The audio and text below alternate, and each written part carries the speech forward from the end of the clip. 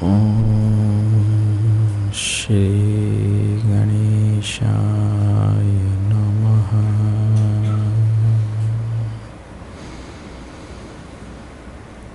Om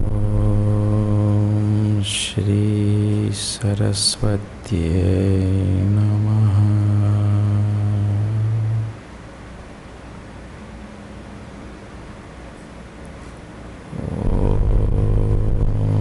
Shri Gurudevaya Namaha.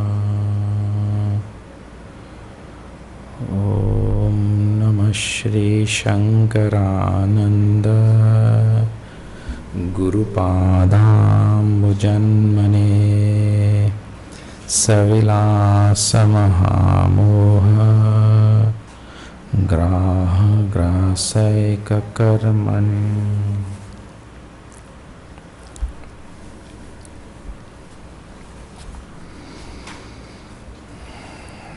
Okay, so now we are seeing last few verses in this Nataka Deepa. Very interesting portion. There are many questions which are answered.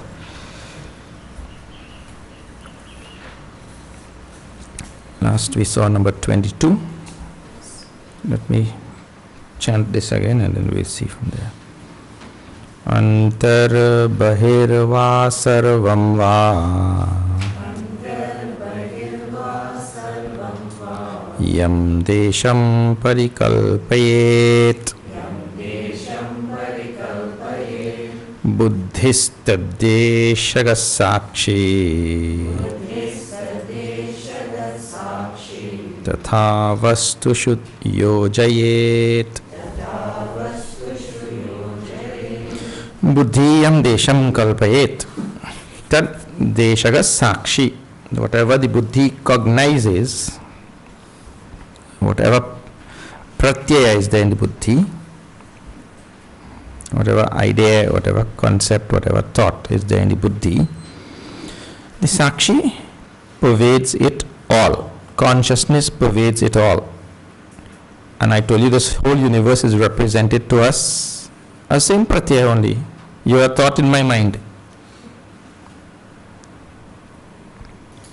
I am a thought in your mind also. But I cannot think from your standpoint. I can only think from my standpoint. So for me, you are a thought. And the thought is nothing but sakshi. When sakshi pervades them all means what? Tad deshaga deshagaha sakshi.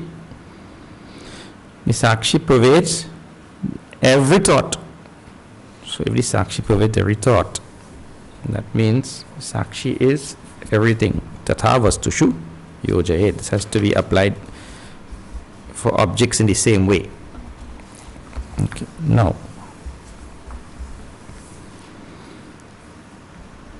that sakshi is itself beyond the grasp of any of the instruments that we use for grasping.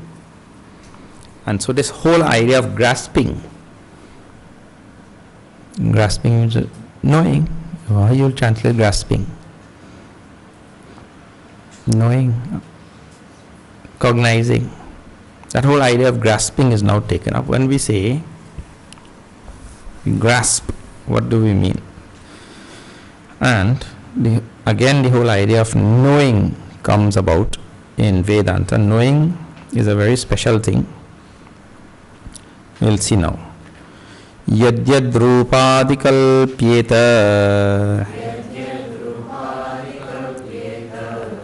buddhya tat prakashayan tasya tasya bhavet sakshi svato vag buddhya gocharaha. That sakshi is swataha vag buddhi agocharaha. Agochara means it is not grasped or cognized by the speech or the buddhi. Aprapya manasa saha. It is not natatra chakshur gacchati, na vak gacchati, no manaha. All such quotes are there in the Shastras. And previously I told you about that also. There are two types of quotes in the Shastras. One type of quote says, it is not to be grasped by any of the instruments. And another type of quote that say, buddhi grahyam. Manasa eva bodhavyam. It is to be known by the mind alone. So one quote says that and the other quote says no. And I explained that also previously to you. How such seemingly contradictory statements can be written in Shastra. But here, this is the quote of the first type which I told you. What is that? It is not to be known by the buddhi or the speech. So it says, Yadyat Rupadi Kalpyeta Buddhya Tattar Prakāshānanda. Whatever the buddhi cognizes and is knowing at any one particular time, tasya bhavet sakshi. This Atma, Sakshi Chaitanya, illumines whatever the buddhi is cognizing at any particular time.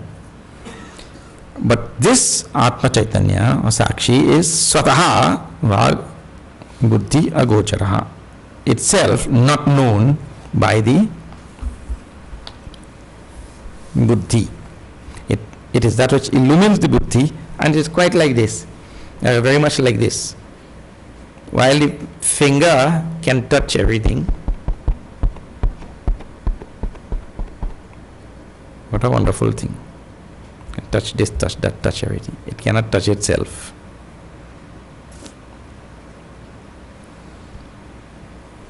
Yes, you can touch. Not like that. It just touch itself. Or the hand can grasp this, but cannot grasp itself. Or the little prince telling the king, you are such a big powerful king, you have conquered so many kingdoms, but there is something which I can do which you cannot do. Little boy. The king said, really? What is that? He said, I can sit on your lap. You sit on your own lap, let me see.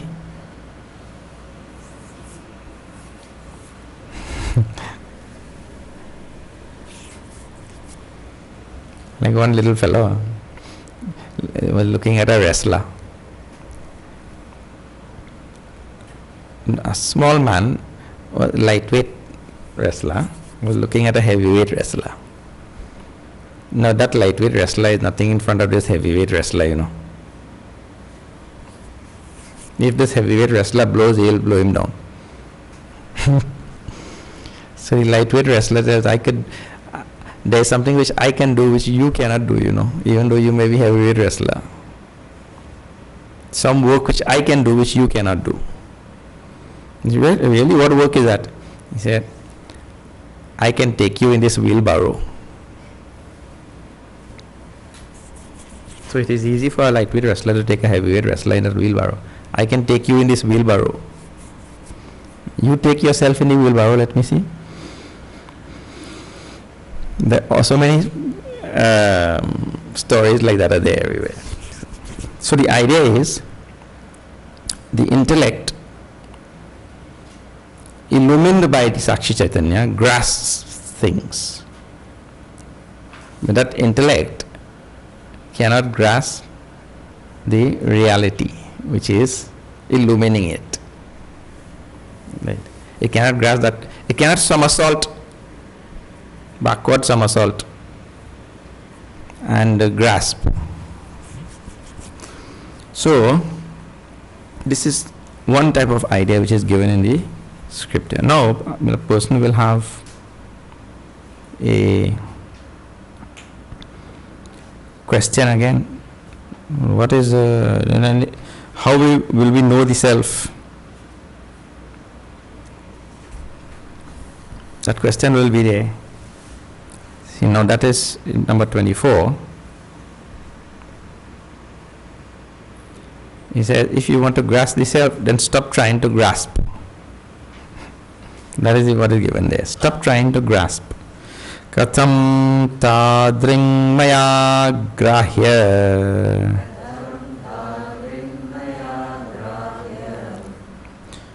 Iti chenmaiva grihyatam. Sarvagrahopasam shantau.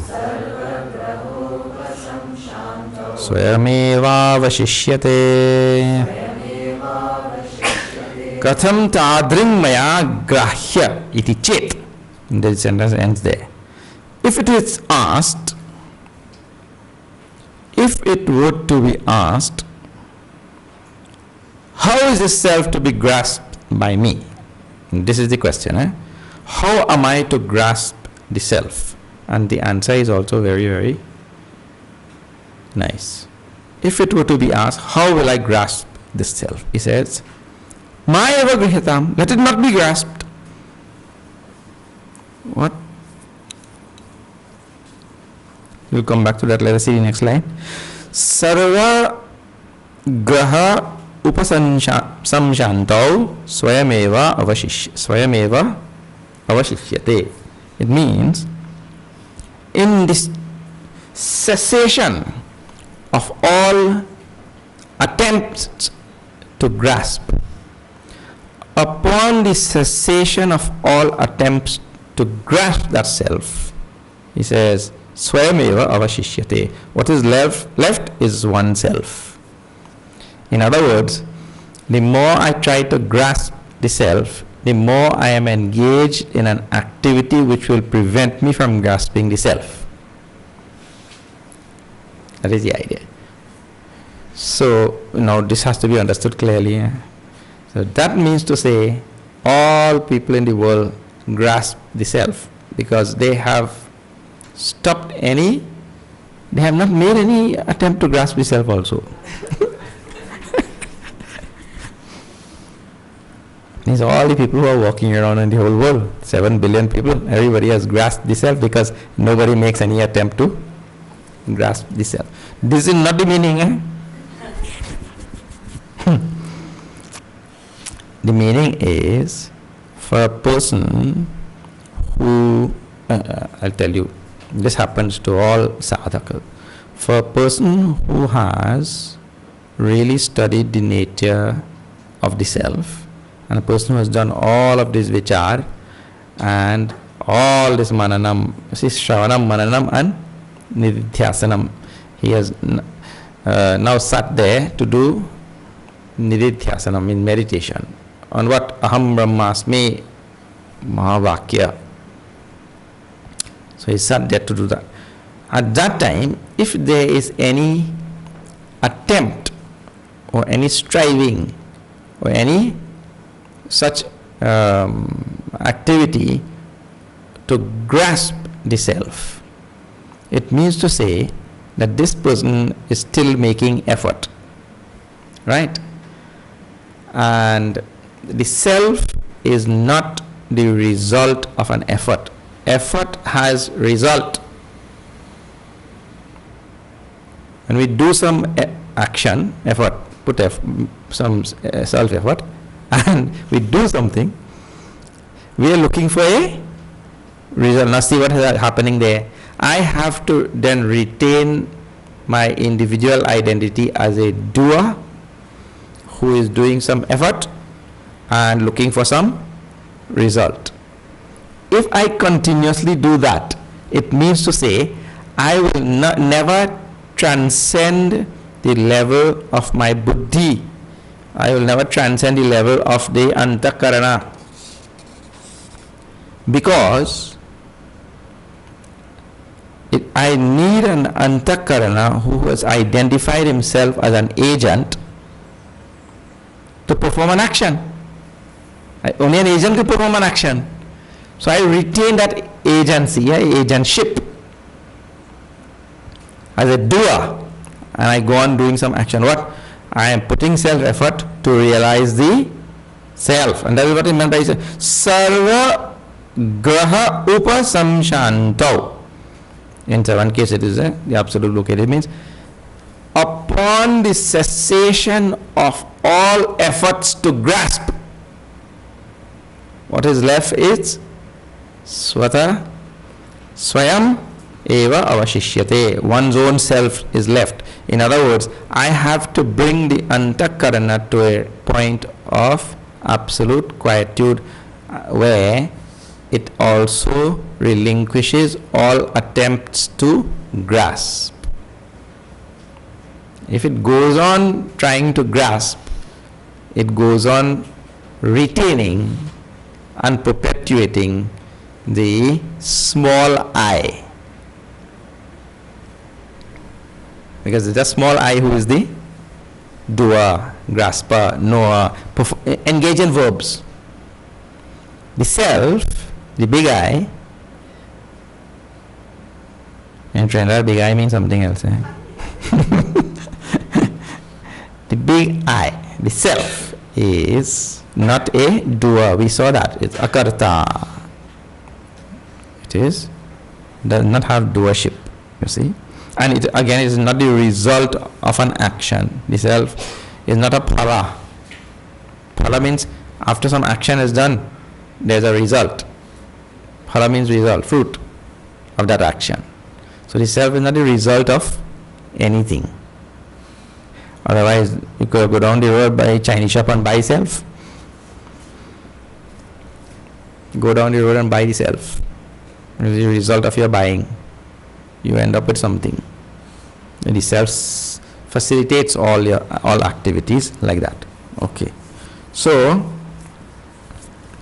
this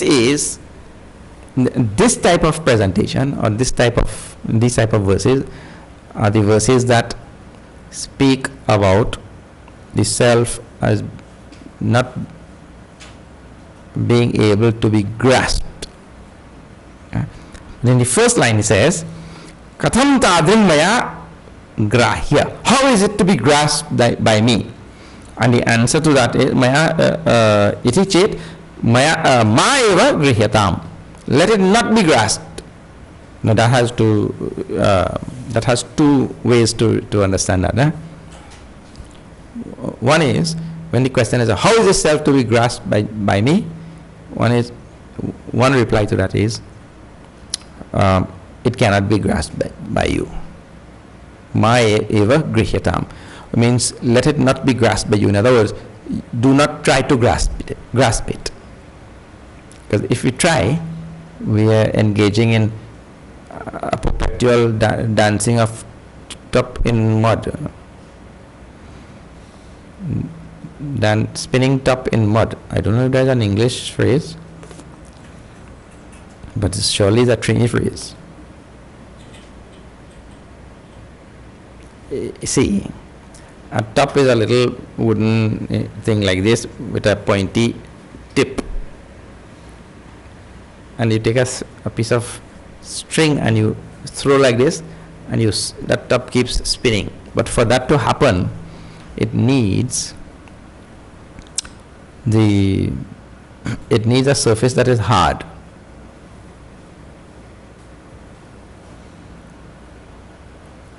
I mean, you can spin it here, but if you try to spin it on mud, what it needs, there's a word for that. That word is not coming to my mind. Do you want? Traction, correct. It needs traction, but in mud it will not get any traction. That's why your car doesn't go anywhere in mud. It doesn't get traction. So the top also needs traction. So you try to spin top in mud, because there's no traction in the mud, nothing happens, means you will not get any result. So you try to grasp the self, you will not get any result, because the self is not a result of anything. Result means always produced by action. So it would have been nice if you could produce the self by all your hard action. But it doesn't happen. There are many things that would have been nice, but they don't happen. It would have been nice if you sit here and you know what is going on all over the world. But it doesn't happen. Anyway, so one meaning is don't make any attempt to grasp it. Ma eva grihatam also means, why are you worried about if the self is not grasped? Let it not be grasped. This is the other way to see that. Let it not be grasped. Why are you worried? It means to say, now you change your approach. You change your approach. Because your approach was, I'm going to grasp the self. And you don't worry that it cannot be grasped. It means you give up this little worry, you will achieve something even greater. I mean, the one who is trying to grasp and failing, he himself will disappear. Then there will be any question of grasping.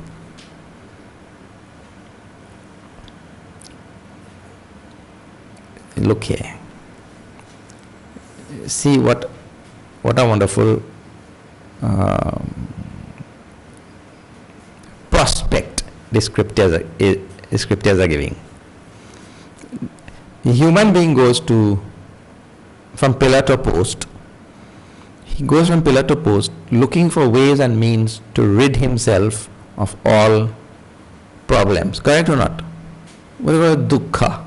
In short, he goes from pillar to post looking for ways to rid himself of dukkha and only get sukha. Well, we know if you go from pillar to post, every pillar and every post will have sukha and dukkha. It will have both. So the prospect of this whole Vedantic teaching is what? It is telling the one who is going from pillar to post looking for sukha and trying to avoid dukkha, that fellow himself has to be removed. Because as long as he is there and as long as he goes looking, he will find sukha and dukkha both, because that is what is there in everything. Every atom has positive and negative like that. So the universe is structured in that way. So we say that fellow who is searching, we remove him. This is what mukti is, you know. Mukti is about removing that fellow from the cycle of birth and death. And birth and death, that is how he has entered now the pairs of opposite.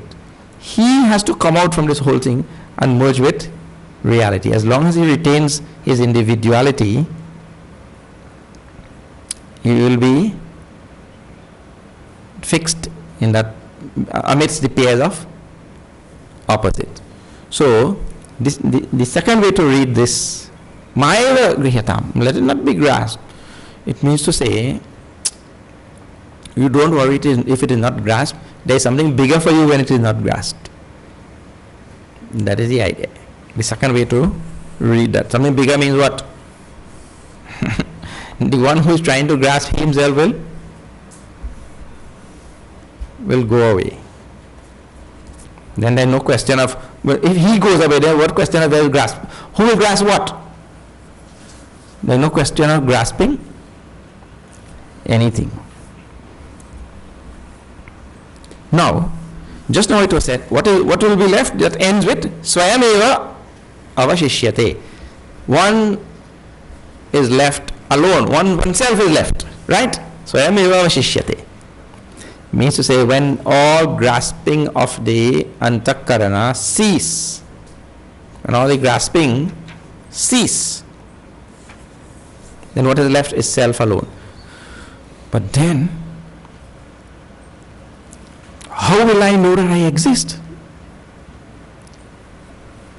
I remember at a very, very young age, teenager, one of my friends telling me something.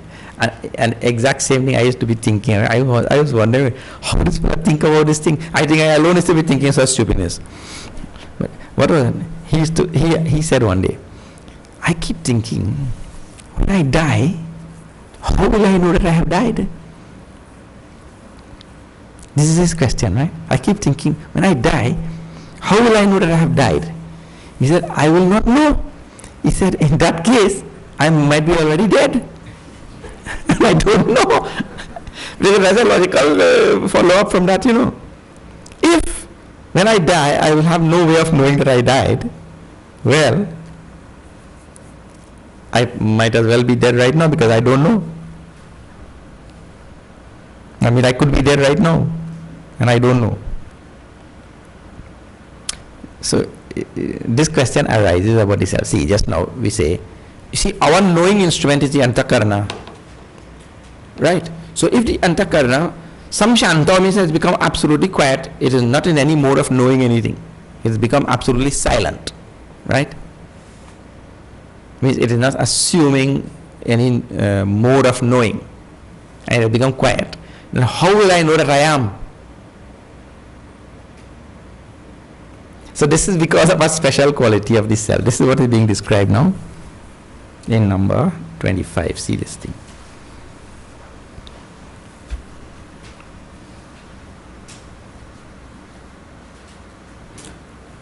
न तत्र मानापेक्षास्ति स्वप्रकाशस्वरूपतः तादृग्व्युत्पत्त्यपेक्षा चेत् श्रुतिं पठ गुरोर्मुखात् न तत्र मान अपेक्षा अस्ति स्वप्रकाश स्वरूपतः. See, in order to know any object like this, I need eyes and mind.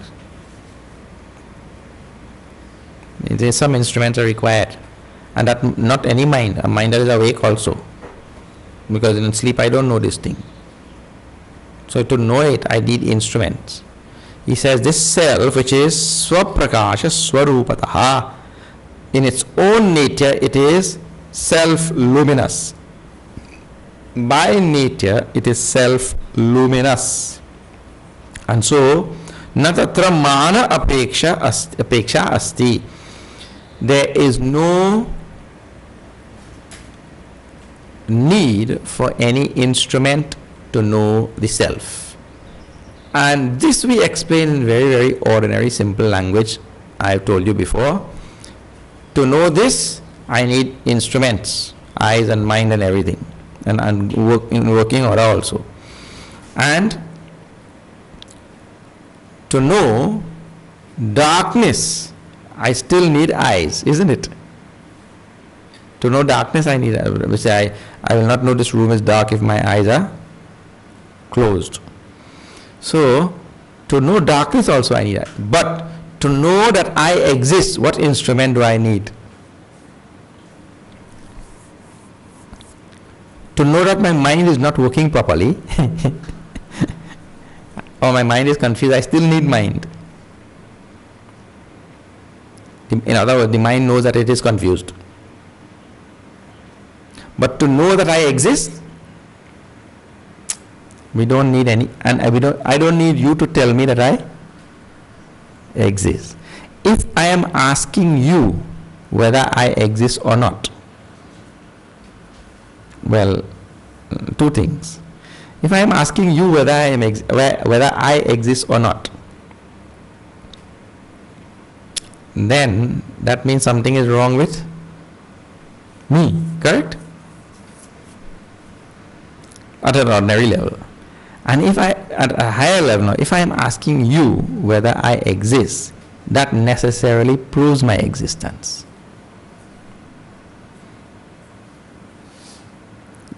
How it necessarily proves my existence? Because in order for me to ask, I first have to exist, isn't it? Otherwise, what you will end up with? You will end up with a non-existent being asking. Does that make any sense?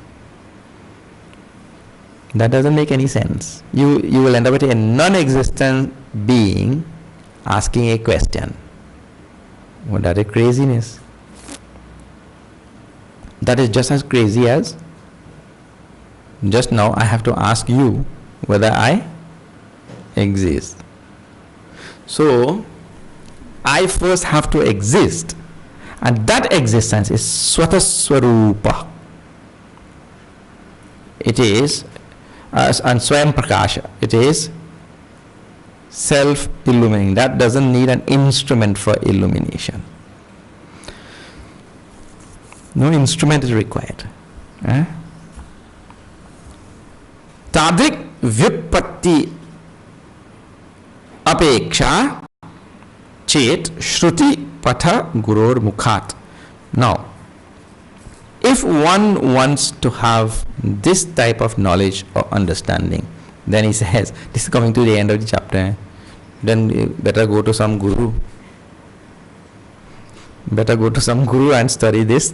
I mean, don't try to study this. You see now, if we did not have teachers, these type of verses and this type of thing which is given here, we had any chance of understanding this? Let me just tell you one more thing. Anyway, even with a teacher, this thing is difficult to understand. What to talk about without a teacher? He said, you will surely get confused and sidetracked. So he says, approach some teacher and listen directly from the words of that teacher, if this knowledge is to be grasped. Now, I told you that there were two types of statements in the Shastras like that, right? One type of statement is, it is to be grasped by the buddhi. Here it is saying it is not grasped at all. And we say that when we talk about it is to be grasped by the buddhi,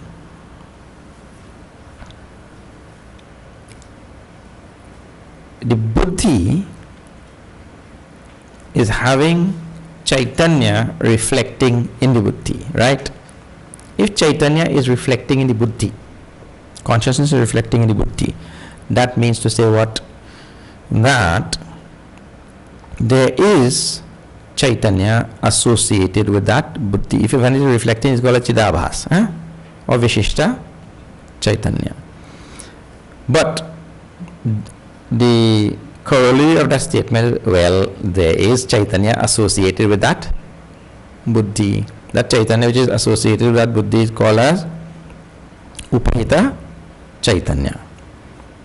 And that Upahita Chaitanya, when seen without its association with that buddhi, is called as Shuddha Brahma. Shuddha Chaitanya, they call Brahma. So, if there is Chaitanya associated with the buddhi, that means to say that the buddhi can know at least that Chaitanya which is associated with it. Second thing, when we say there is Chaitanya associated with the buddhi, what we are actually doing is we are constructing a system which is called as Adhyaropa. What we are doing is Adhyaropa. We are constructing a system. We are saying the buddhi is jara and there is a certain number of Chaitanya which is associated with that buddhi. There is a buddhi which is jara, inert, and there is a certain number of Chaitanya which is associated with that buddhi. Anyway, that buddhi itself is made up of what? Because we say that there is only one thing. And in the beginning itself, in this same chapter, he says it is that one Paramatma, Advayananda, Paramatma Advayananda, Purnaha, one Paramatma, which became the Jagat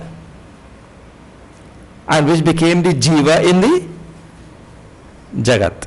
So the same Paramatma became the what we are now calling as Jara Buddhi, and the same Paramatma is the Atma, Chaitanya, or the consciousness.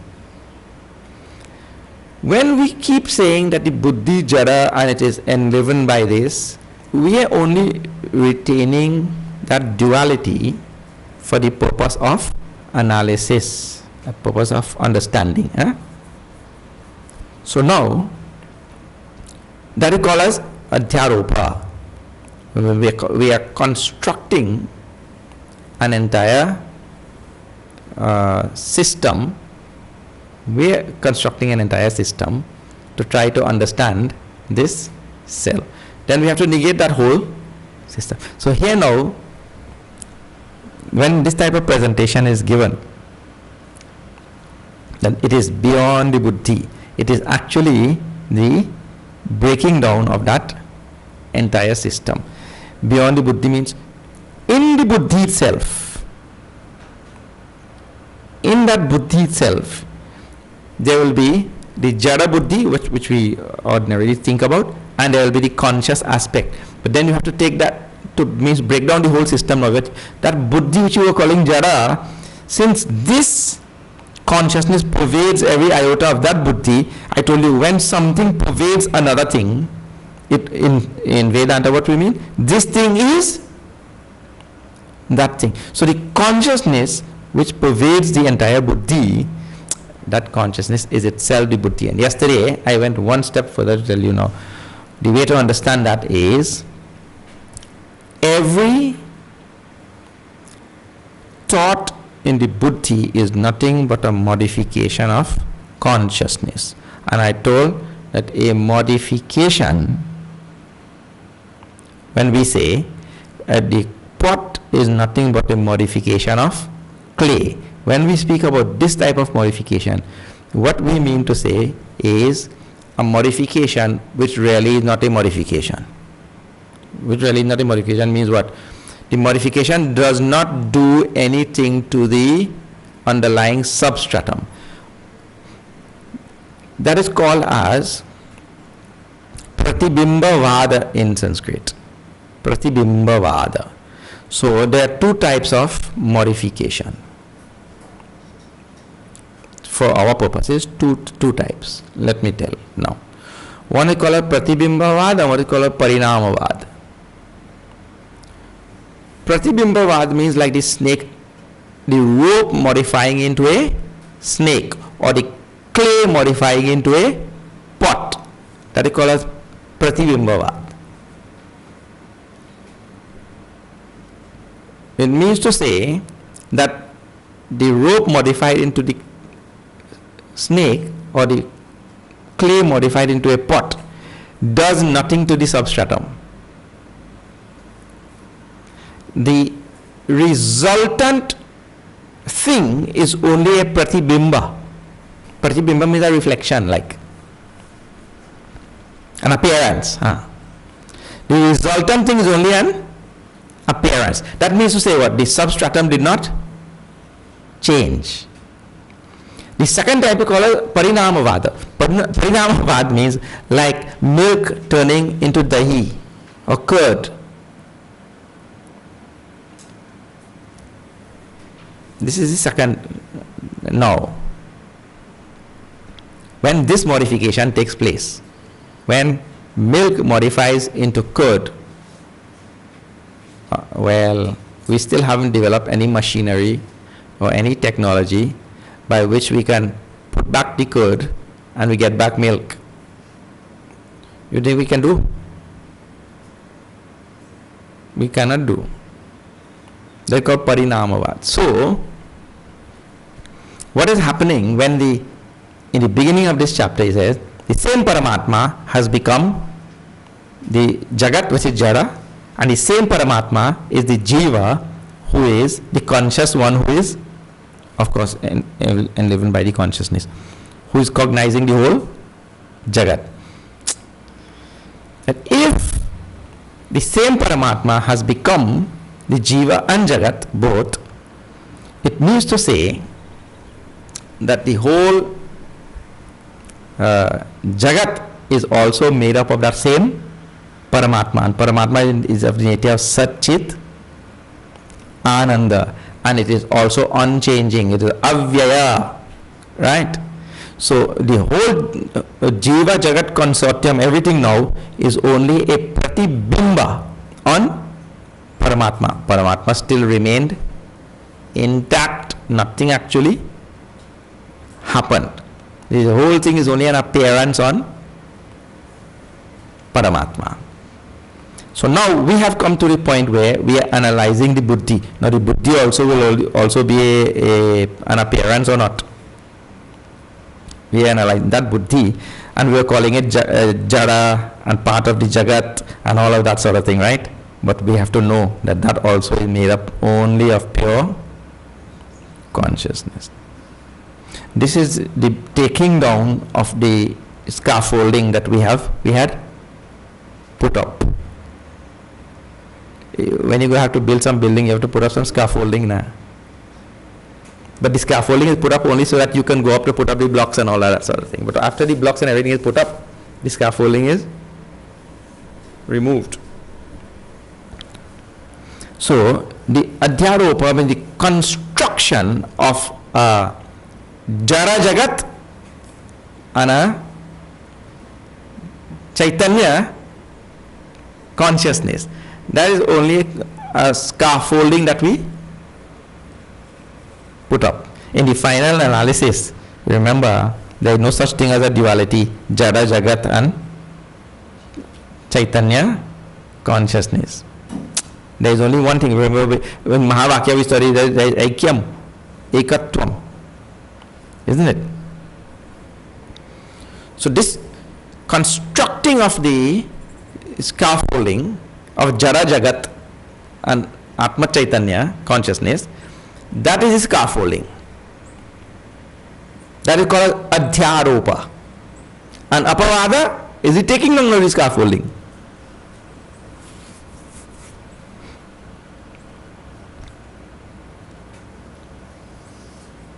This is the technique utilized by the rishis. Now, here he is actually taking down the whole thing. Natatra mana apekshasti swaprakasha swarupaha swarupadaha tadrik vippatti chet vippatti apeksha chet shruti patha guru mukhatme. Go and listen to this from some guru. Now, as regards the other idea which we were talking about, and that is the buddhi is associated with a certain amount of consciousness, and just now I went in to tell you from a higher standpoint, not only associated with a certain amount of consciousness, that buddhi is pervaded by consciousness, and if it is pervaded by consciousness, means the buddhi is nothing but consciousness, and so every other thing, right? Every other thing is consciousness, like that. And because of that, the buddhi from an ordinary standpoint can grasp its own intrinsic nature, and that is to be that is presented, to be studied from the Kena Upanishad, presented in the Kena Upanishad, where the Upanishad talks about the self, which is of the nature of Satchitananda, which we are talking about, is prati bodha viditam matam. It is known, the self is always intrinsically known in every cognition of the buddhi. In every cognition of the buddhi, the self is known. And I printed a little bit of Bhagavan Shankaracharyya's bhashya on this Kena Upanishad. Now let me read it out for you and we'll see. This is Bhagavan's bhashya on the Kena Upanishad. He says, avijñātam vijānatam iti avadhritam yadi. If we say that this self, this is from the previous mantra, where pratibodha viditam matam is the mantra of the previous to that, the mantra says avijñātam vijānatam avadhritam yadi brahma atyantam eva avijñātam laukikanam brahma vidyam cha avisheshaha praptaha. That the self is avijñātam, it is not known. It is not known means what now? It is not known as an object. The self is not known as an object. if that self is not known as an object, then there is no difference between the ordinary people in the world and one who is a Brahmagyani. Brahmagyani, because he also has mind, and the Upanishad said the self is not known as an object. So an ordinary person doesn't know Brahman, cannot know Brahman. Jnani also will not be able to know Brahman because the self is not known. So in reply to that, the Upanishad said, no. For Brahmagyani, the self is known. He says, now where did it go? Yeah. Avijñātam vijñānatāmiti cha paraspara viruddham. The self is known and it is not known. When the Upanishad says that also. He says that is self-contradictory. Katantu tad brahma samyak viditam bhavati iti evam artham aha pratibodha viditam matam. In reply to that, the self says, the Upanishad says, pratibodha viditam matam. The self is to be known in every particularized cognition. Anytime I say, I know this, that statement that I know this, there are three components. When I say I know this, there is the component of this, there is the component of knowing, and there is the component of I. I am knowing this. So there is the I am, there is the knowing, and there is the thing which is known. He says, the mind is able to know the this, and the mind is able to know the knowing also. And it pronounces the knowing. But the I am part, that part needs no mind. So in every cognition, when I cognize this, there is the three parts, and the I am part is swatasiddha, intrinsically known, immediately known. That needs no instrument.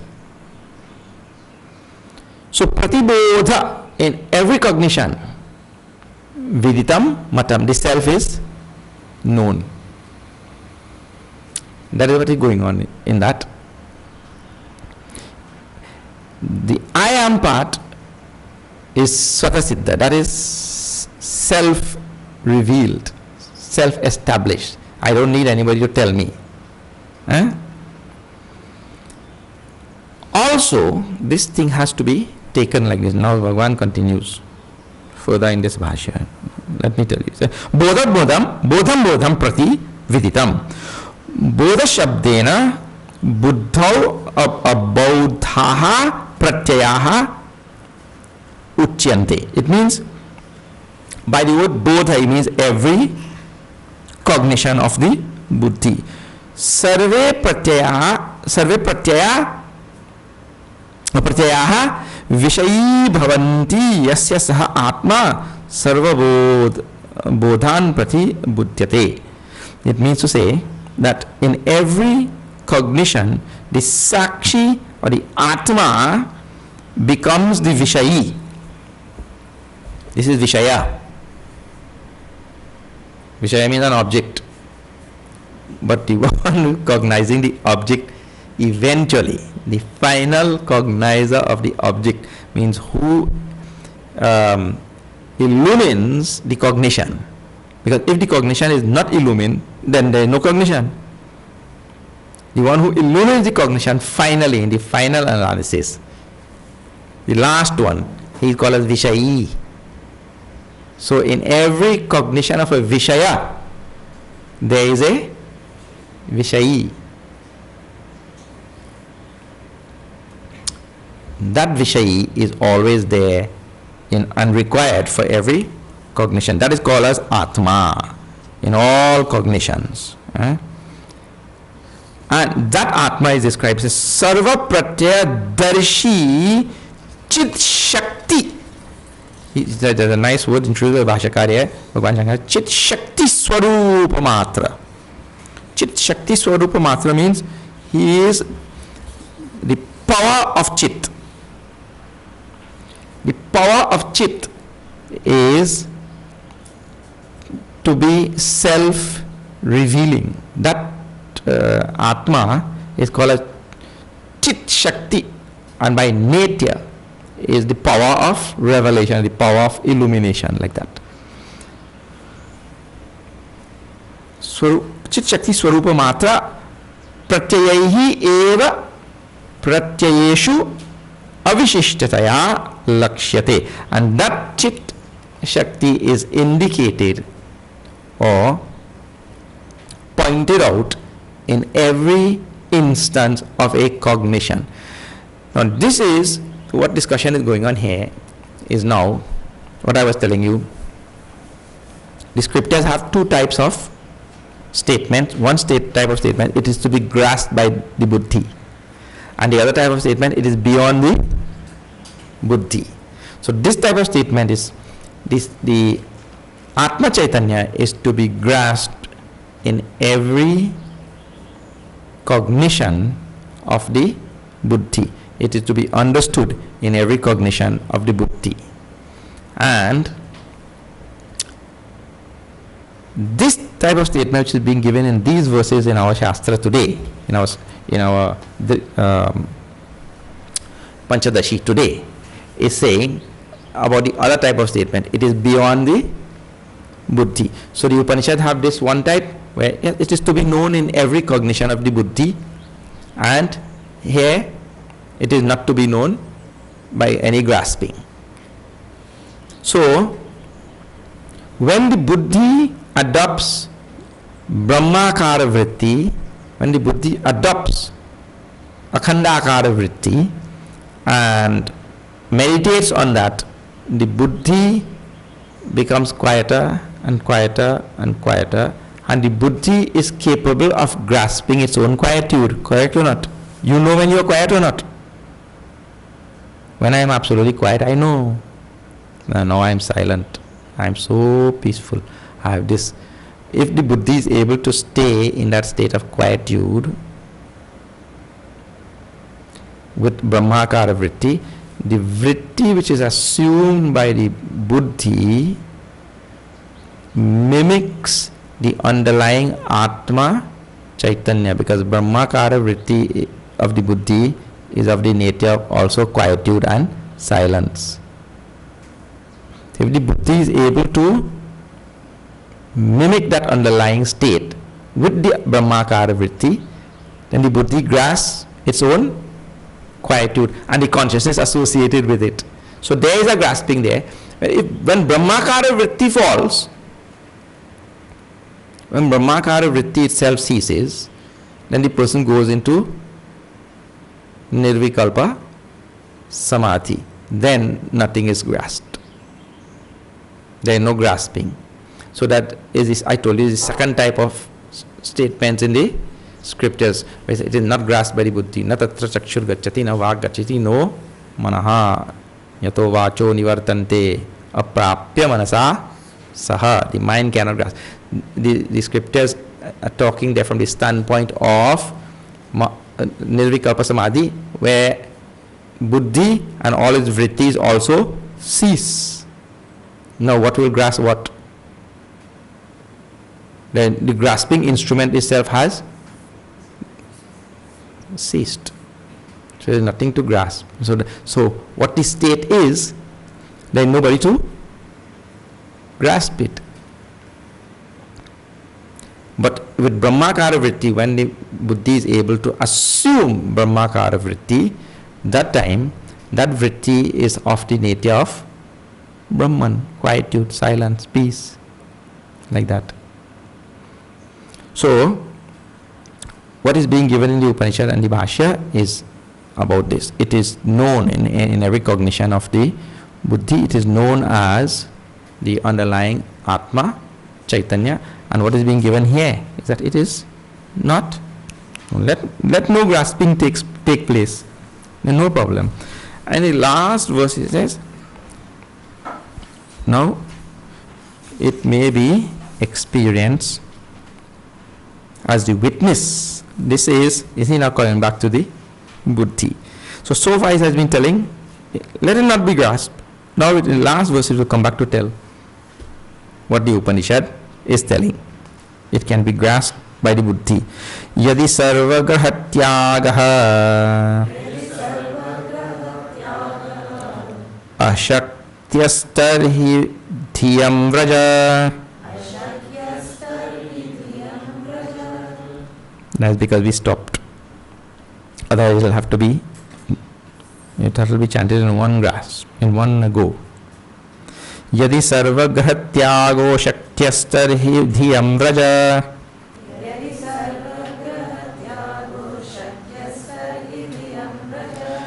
Sharanam tadadhinontaha bahirvaisho nubhuyatam.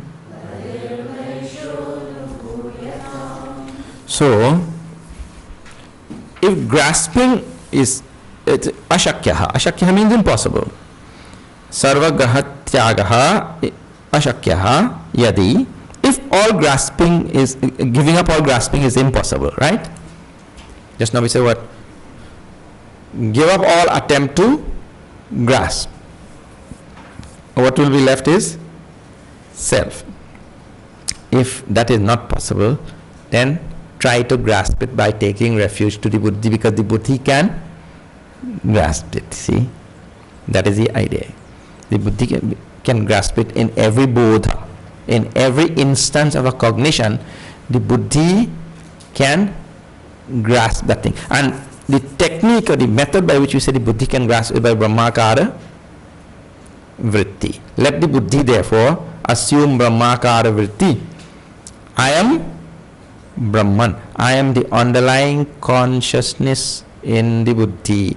I am not the doer. I am the underlying consciousness, because I told you there is consciousness associated with the buddhi.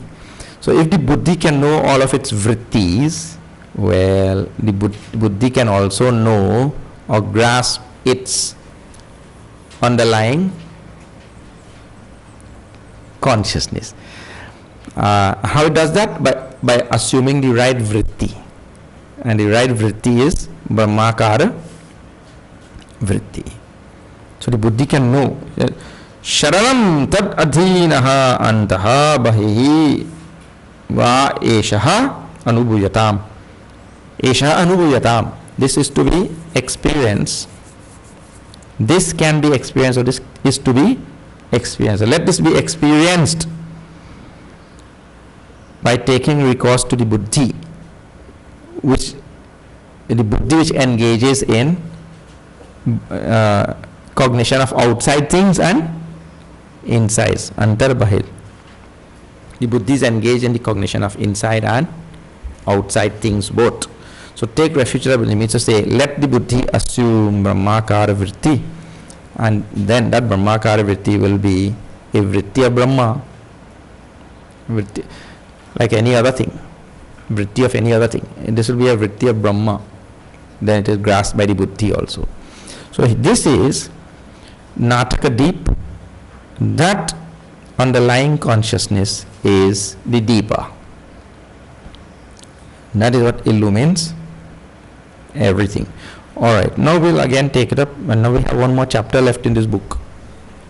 And we have this whole week. We have time. No problem.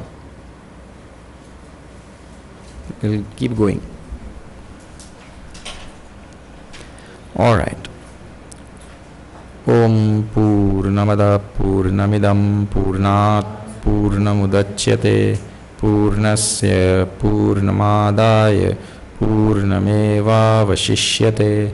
Om Shanti Shanti Shanti.